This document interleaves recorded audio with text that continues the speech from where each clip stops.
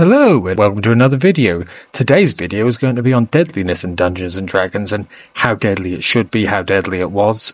But first, a word from our sponsor, who is of a nondescript mouse sounding corporate thing, which is not copyright, by the way. Once upon a time, in a land far, far away, Dungeons and Dragons was deadly. The stories of the lost dungeons, the treacherous traps, and the fearsome monsters were whispered among the adventurers, and the excitement was palpable. Players would gather excitedly in dimly lit rooms, with their thick with anticipation and fear, as they prepared for the epic battles that lay ahead. The fate of their fellow adventurers rested in their hands, and they were determined to succeed. But the game was more than just a thrilling adventure. It was a deadly game, and a character death brought the players closer together. The stories of the party members, their strengths and weaknesses, became a part of their legacy.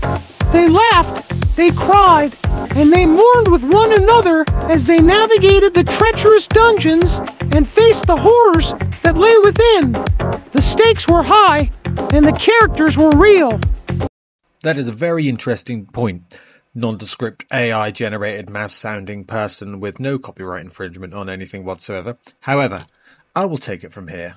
And if you think about it, that narration by the AI nondescript mouse of non-corporate affiliation thing is actually quite accurate. Dungeons and Dragons did used to be very deadly, and it was created intentionally as so. To quote Gary Gygax, "How I detest namby-pamby whiners that expect to play a real RPG without threat of character death, or loss of a level, stat points, or even choice magic items. Without such possibilities, what is the purpose of play?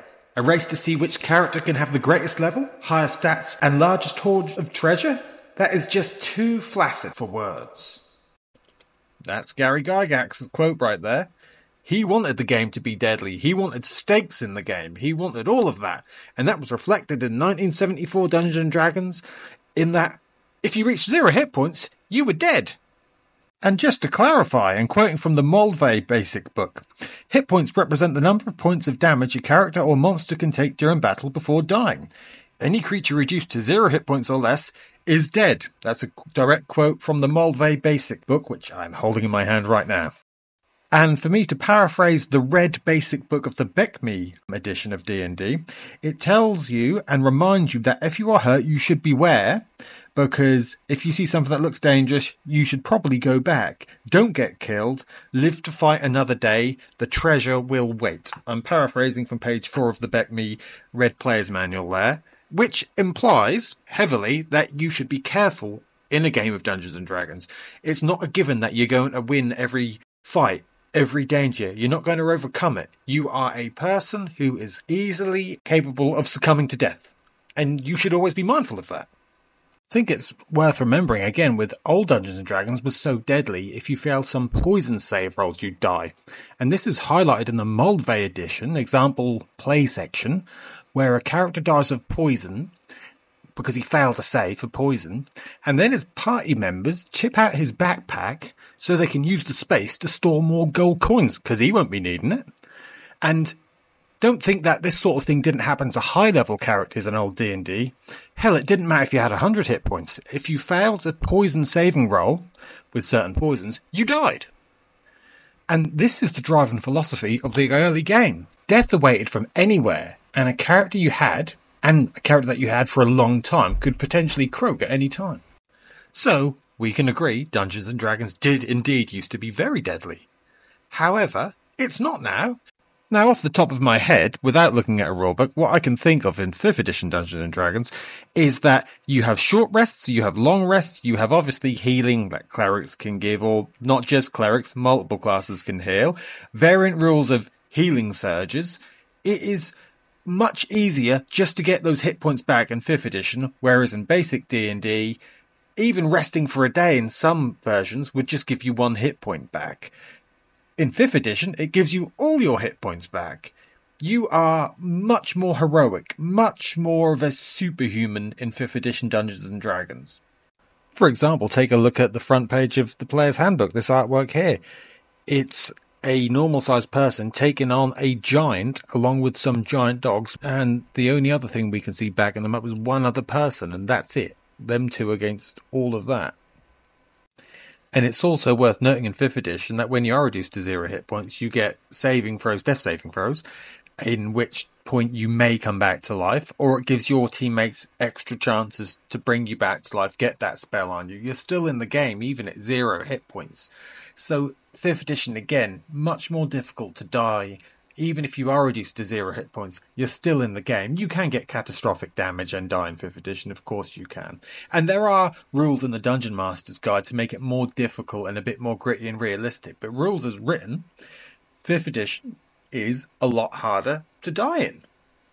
So when did Dungeons & Dragons become a bit more player-friendly? When was the change made to not just have players drop dead from poison or just reach 0 hit points and you're dead and there you go, mate, roll up another character, have at it? Well, the answer might surprise you, as it did me. In 1st edition Dungeons & Dragons, the Dungeon Master Guide, as written itself by Gary Gygax, we have the answer. And it's on page 82 of the Dungeon Master's Guide, if you'd like to read along. However, I will be paraphrasing this just a little bit for brevity. And it reads, when any creature is brought to 0 hit points, it is unconscious. Each of the next succeeding rounds, one additional negative hit point will be lost until -10 is reached, and then the creature dies. This can be ceased if somebody administers aid to the creature, e.g. binds wounds, administers a draft in this being spirits or a healing potion, or otherwise just providing aid to the creature that is unconscious. Advanced Dungeons & Dragons is a little bit more hardcore than 5th edition, whereas in 5th edition, if you were brought to 0 hit points and brought back, you'd be back in the game. In this, you are in a coma for 1 to 6 turns, and then you must rest for a full week, and you'll be incapable of any activity up until that point. However, this is a marked difference to the quote that I referenced about Gary Gygax earlier in the video. Gary Gygax, Mr. I want the game to be deadly, wrote himself in the Dungeon Master's Guide, in contrast to the 1st edition Player's Handbook, which states if you reach 0 hit points, you're dead. In the 1st edition Dungeon Master's Guide, it states you reach 0 hit points, you are unconscious. But you do have penalties for becoming unconscious, but it doesn't kill your character outright, and your character could still die, just as they could in 5th edition if they reach 0 hit points. However, that is an interesting turn of events, and I found that quite an interesting thing to read about myself.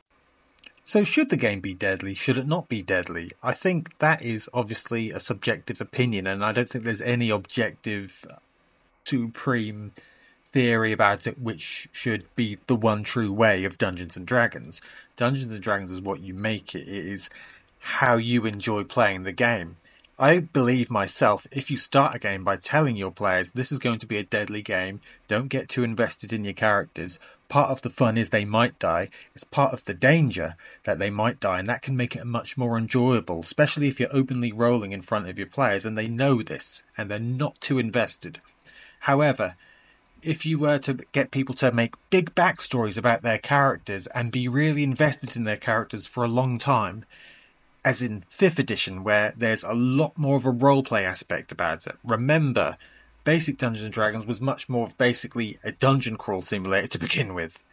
And then it went onwards and onwards, and it cascaded into much more of the roleplay part of the game. So if you were to have an invested character, 5th edition character that you'd made, and then just had the DM kill you with a failed poison saving throw, you'd be understandably aggrieved. And maybe that's not the game you signed up for.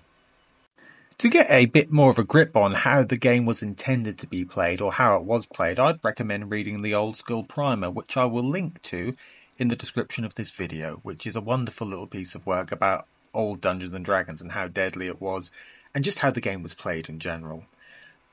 I personally do enjoy running old school Dungeons & Dragons. I love it. My heart's there. However, I also absolutely love playing 5th edition Dungeons & Dragons. It's a brilliant game, in my opinion. I've had many a brilliant times with my friends playing the game, and For me, it's just a wonderful game, and you're more powerful, you're a bit stronger, you feel a bit more emboldened, and that's nice too. There's nothing wrong with that. There's nothing wrong with either game. Both versions of Dungeons and Dragons, in my opinion, are brilliant, and I will love them forever, as I do with most roleplay games. Can I just say a big thank you to everyone that has commented on my videos, my last video, and the views that I got. It's, for me, 900 views is a lot, and that really meant a lot to me. Thank you for watching. Really means a lot, and I do mean that every comment means a hell of a lot. Thanks so much. I'll do another one soon. My name's Shameful Dirty G. Thank you for watching the Shameful Roleplay channel. Take care. Bye-bye.